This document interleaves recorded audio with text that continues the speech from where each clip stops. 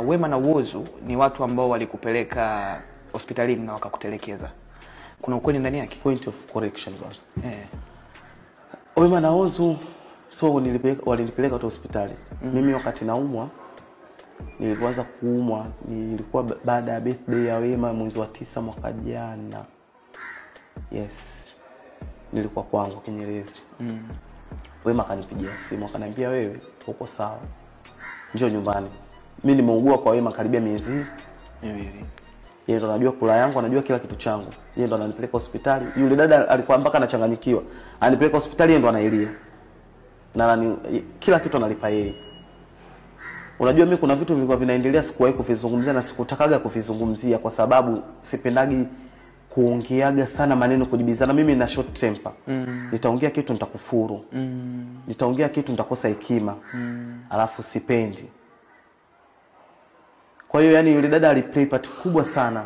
Watu wanaongea vitu vingi, yule analea watu, hayuko hivyo. Simtetei ila hayuko hivyo. Mimi yule dada nilikuwa naishi naye kama ndugu yangu. Mimi anaongea na babangu. Babangu mzazi anaongea naye kabisa, mwanangu vipi, mnaendeleaje? Yani hivyo. Kuna vitu nyumbani vikitokea yeye anasolve. Wewe unajua ni mtu mkarimu, ana huruma, yani mwepesi kumsaidia mtu. Kwa kuna vitu nyumbani alikuwa na solve, yani hivyo. Mimi nilikuwa nakaa naye kama dada yangu wa kuzaliwa kabisa. Kuna vitu mimi mwenyewe nilikuwa nafanya yeye mwenyewe apendi. Anachukia, yani hata ukiondoka hivi nyumbani wiki uonekane, anachukia, yani ukienda kufanya vitu vya kijinga anakuambia unafaidika nini? Kwa nini? Si utulie. Yani ni mtu ambaye watu wanavyomchukulia na alivyo ni tofauti. Tofauti sana yani. Kwa sio mtu ambaye alikutelekeza hospitalini. Sio hajanitelekeza. Na yale maneno watu walivyoendelea kuongea ndio Wema walifanya Wema asije tena hospitali. Kwa sababu usiku mzima ambao mimi nimeumwa ambao yeye wanasema nikawa kama chizi. Yeye na Whozu na ndugu zake Whozu walikuja pale nyumbani wakaka.